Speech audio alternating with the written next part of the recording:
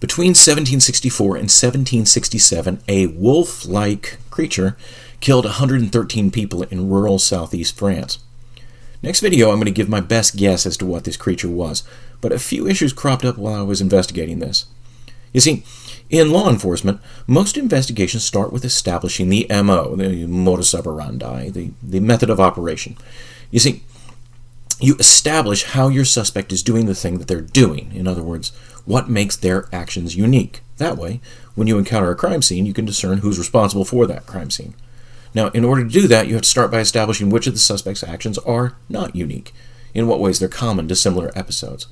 For example, if I'm investigating a bank robbery in particular, I need to know something about bank robberies in general. Are they usually committed by one person or multiple people? What kind of clothing do they usually wear? What kind of weapons do they usually use? How long does it usually take? What kind of other crimes do they usually commit, etc.? For our wolf-like creature, that means it needs to be compared to other prolific man-eaters. And again, we'll do the specific comparisons next video. The issue I want to probe in this video is just one of these comparisons. The question of the kill count. You see, according to every witness, the beast of Gevaudan was an absolute monster. It hunted humans when it could easily have hunted game or domestic animals. Estimates run as high as 240 attacks in 3.5 years, with the aforementioned 113 kills. And that's the issue. That's a kill rate of about 40%. With the other man-eaters, where we have good numbers, the kill rates tend to be much higher, typically around 80%. So why were so many people able to survive a creature that, let's just be honest, many at the time thought was a werewolf, versus something like a crocodile or a spotted leopard? I mean, those are powerful animals, but are they really comparable to something that could pass for a werewolf? And the answer is simple. This beast had a lower kill count because the people of Gevaudan had a mental state that made them far more capable of fighting back. Now, before we look at these farmers and just how far some of them would go to end this killing spree, let me show you what I mean. I'm going to give you a couple examples in the modern day of law enforcement, that's my profession, being mentally overwhelmed. And then I'll explain why we're seeing that now more and more. In our first example, we have a group of officers towing the car of a suspected armed robber. They don't have a warrant for the suspect yet, but they have enough to impound the car as evidence, and that's what they were doing when the suspect entered the car. An officer challenged him, the suspect shoved the officer to the ground, and the officer's gun discharged. Lots of poor decisions on the part of these officers, but the only thing I want to draw your attention to was the moment where the suspect fled, having just assaulted a police officer, and no one chased him. This one, the one whose body-worn camera we're looking through, shot at him. They need to chase him. They will, eventually, but at the moment they can't. They are the proverbial deer caught in headlights, unable to process what just happened. And by the time they do respond, that guy's actually going to commit another armed robbery right there in the apartment complex. Just amazing. Okay, next.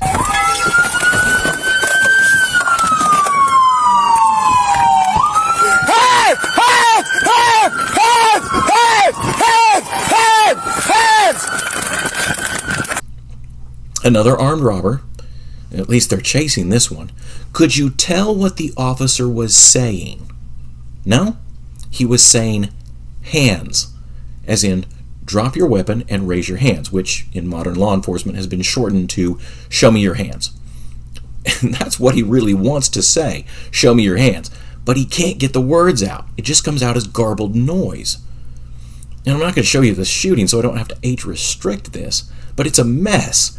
The officer who shoots shouldn't. The one who should doesn't. More deer, more headlights. I could go on forever with this. We had one at my department the other night. I can't show you that because we haven't released it to the public, but I assure you, it's more of the same. Someone completely overwhelmed by circumstances and unable to respond. And it's not just law enforcement. This is our world now. It's just that critical incidents are a good place to see this on display. Like with the recent assassination attempt of a certain former president. And I'm not saying it wasn't a conspiracy, maybe it was. What I am saying is that people in our world in 2024 are becoming so bad at things like critical thinking and managing stressful situations that it might not be a conspiracy. It could all be pure incompetence. It's actually possible. How did we get here? Real simple. Because for the last 20 years, ever increasingly, people's primary mode of information gathering has been through devices like our smartphones. Devices using applications that are designed to serve up information as tasty little bite-sized pieces that keep us engaged, no matter how short our attention span, and to keep us coming back for more. And all that curating comes at a price.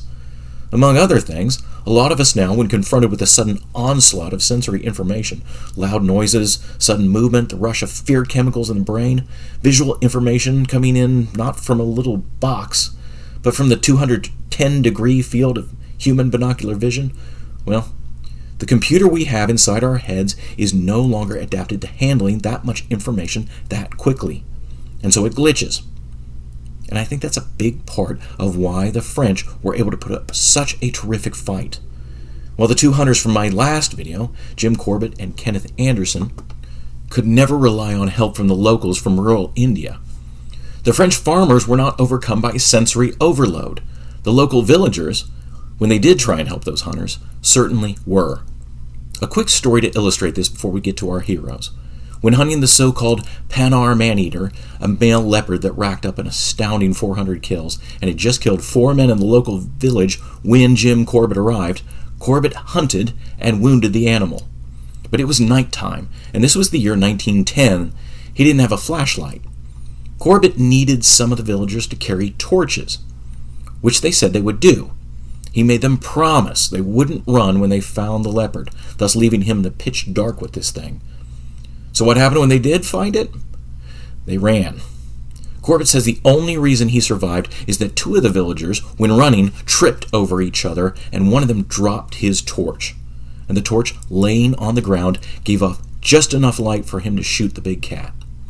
Now bear in mind, in all these stories, this was not an isolated incident.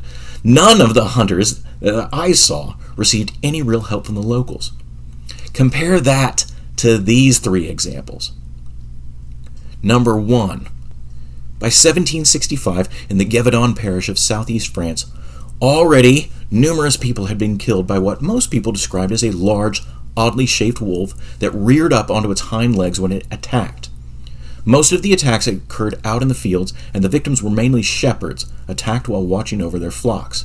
And this is going to be one of our big problems in the next video. With man-eaters, like the one mentioned just a minute ago, they tried to lure it out with a goat tied to a tree. You couldn't do that with the beast of Gevaudan. It only wanted people, not cattle. With shepherds dropping left and right, little Jacques Portefeuille took matters into his own hands. This was a 12-year-old boy. What's a boy going to do when faced with a terror like this? He organized the other boys in his village into a militia, each one of them tying their hunting knives to poles in order to create makeshift spears. They began shepherding in groups and practiced holding out the spears while standing back to back, and those preparations would save their lives. On January 12, 1965, Jacques and 6 of the other boys were out together in the fields when the creature leapt from a bush. The boys didn't have enough time to form their little battle square before the beast launched and latched onto an 8-year-old and drug him back into the bush by his face. But the boys wouldn't give up. They attacked with their spears, getting in several good hits and forcing the creature to let go. That 8-year-old was severely injured, by the way, but he would live. The creature then attacked another boy and began dragging him away by an arm. Panicking, the other boys began to flee, but Jacques rallied them, reportedly shouting, "Either we save our friend or we die with him." What a little badass. The boys rallied and fought the monster all the way down a slope and into a marsh. Here, its movement was restricted, and Jacques found that it had a weakness in the area of its snout. He said that he struck it over and over, and finally, it fled. King Louis XV found out about the boys' heroics and rewarded each of them with 300 livres, large sum of money at the time. Jacques became a national hero and also received a free university education, which was still rare back then. Number 2, August 11th, 1765. 20-year-old Marie-Jeanne Vallée and her 17-year-old sister were walking through the woods. 8 months after Jacques and his friends survived, carrying makeshift spears had become commonplace in the area, and here again it would save their lives. The beast emerged from the forest, and it lunged for the 17-year-old. Marie raised her spear, impaling the creature. Like so many other attacks, reports stated that it had been shot multiple times with musket balls, all with little or no effect. This time, the creature was able to free itself from the spear and retreat, but she and her sister lived. Marie, like Jacques, became a national hero, having the statue you're looking at right now erected in her honor in the town of Auvers, France. Number 3. So how did this thing die? In June of 1967, a local official sponsored what was actually the second massive hunt for this thing, with at least 10,000 hunters participating. By this time, a variety of opinions existed as to what this thing was. Again, we'll look at those next video. I only say this now to say that a lot of these hunters were covering their bases. Coat your musket balls with silver? Sure. Take the silver-coated musket balls to be consecrated by the priest? Why not? By this time, we're well into the age of reason, as they call it, and France was the epicenter of this movement. So a lot of these guys might have felt a little silly, but come on, a werewolf's a werewolf. Jean Chastel was a local farmer. He and his son, Antoine, and their hunting dogs were a part of this massive operation. Jean, a deeply religious man, reported that during the search he beckoned his son to stop and pray with him.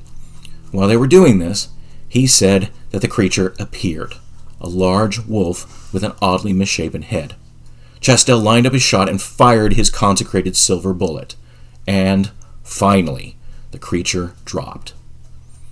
His hunting dogs ran in and did the rest.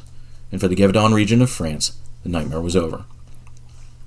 Now, I'm pulling this out of my investigation of what was the Beast of Gevaudan in order to make this point. Mental readiness is not something that just happens. Compare the natives who ran away to little Jacques Portefeuille. It's easy to dismiss the natives as cowards, but what would that mean? The natives certainly weren't better off by turning their backs on their man-eater. If all they cared about was self-preservation, their best move would have been to keep facing the creature while keeping their torches between themselves and the animal. But they couldn't. And honestly, Jim Corbett should have known that. These people were raised at the bottom of a caste system. They weren't brought up to believe that they had some sort of responsibility to the community. Just the opposite. They were taught to believe that they were the dregs of society, that society would be better off without them.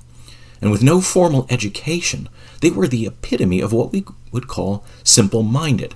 I'm not trying to be insulting. I'm just pointing out that people who lack the ability to read, who lack math skills, etc., who are only ever faced with simple decisions. Well, what does that brain do when suddenly faced with an onslaught of sensory data that it's not prepared for? It experiences just what we were looking at before. Sensory overload. And the person in that state can't think rationally.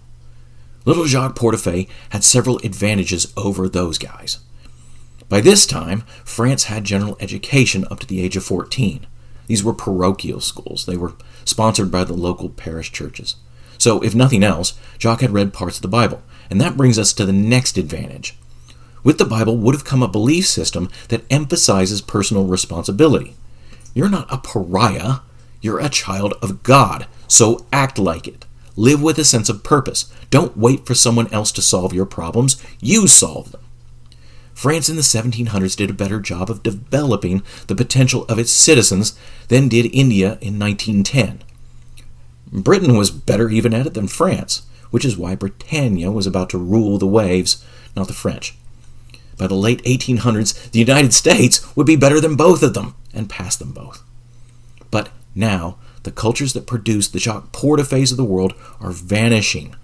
And the mindsets that allow those farmers to put up such an amazing fight are giving way to mindsets that lock up when a robbery suspect runs from you.